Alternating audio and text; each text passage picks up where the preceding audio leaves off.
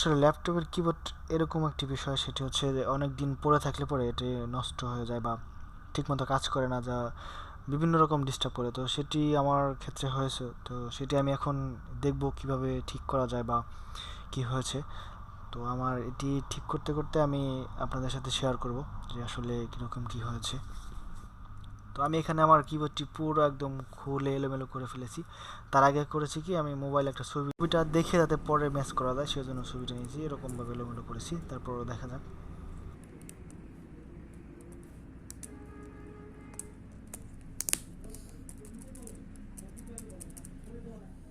এটি লাগানো খুবই ইজি একটা ব্যাপার, ঠিক আছে।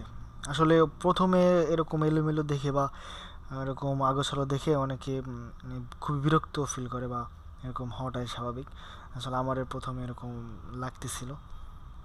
পরে আমি এটা নিয়ে একটু ঘাটাঘাটি করার পর আসলে দেখলাম যে না, কিভাবে কি।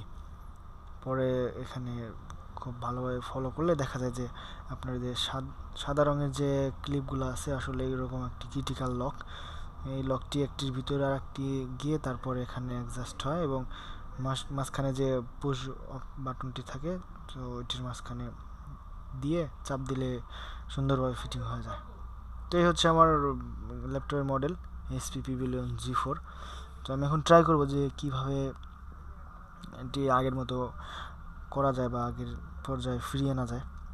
তো আমি চেষ্টা করবো এটা। তো এই হচ্ছে যে দুটি লক, একটি গোলাকৃতির এবং আরেকটি চতুর্ভুজ আকৃতির। তো এই যে গোল যে ক্লিপটা আছে, তো এইটি মূলত এই যে চতুর্ভুজ আকৃতির এই ক্লিপটার ভিতর দিয়ে দিতে হয় এবং মাঝখানে একটি সুন্দরভাবে বসে যায়। বসে যাওয়ার পরে এখানে দেখাবো যে ঠিক ওখানে যে পুশ বাটনটি আছে ওইটি অ্যাডজাস্ট কীভাবে হয়। তো আসলে প্রথমে এরকম অনেক ঝামেলা করার পর পরে আমি খেয়াল করলাম যে এটা আসলে কিভাবে এর সাথে ছিল বা এখন কিভাবে আমি রাখবো। তো এই যে কিবোর্ড বাটনের সাথে যে লক আছে এবং এই সাদা যে লক, এই লকের সাথে যে অ্যাটাচড করার জন্য যে পয়েন্টটা আছে, সেই পয়েন্টটা মেলানোর জন্য খুব ভালোভাবে ফলো করতে হয়। প্রথমে এই স্টিলের যে ইয়াটা আছে, এটা খেয়াল করতে হবে যে এটার যে দুই পাশে যে হুকের মতো আছে সেটা যাতে ডেবে না যায়, যা ভেঙে না যায়। আসলে এই এত ঝামেলা করার মানে হচ্ছে আপনার সচরাচর বাজারে হচ্ছে যে অরিজিনাল যে কিবোর্ডটা থাকে সেই কিবোর্ডের মতো আর বাজারেরগুলো হয় না, যার কারণে অনেক সমস্যা হতে হয় যে আপনি ডুপ্লিকেট যে অ্যাভেলেবল যেটা পাবেন, তো সেটা লাগাতে সহজ হয় কিন্তু বেশি দিন টেকসই হয় না।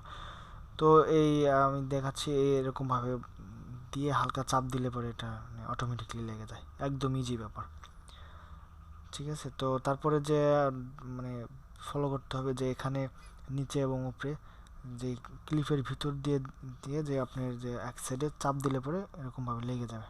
আমি ধাপে ধাপে দেখিয়ে দেবো। আসলে বিষয়টা যে বলতেছিলাম যে এরকমই, যে মার্কেটে যে কপি যে কিবোর্ডগুলো পাওয়া যায় সেগুলো এরকম হয় না। তো মূলত এই জন্যই এই সার্ভিসটা করা।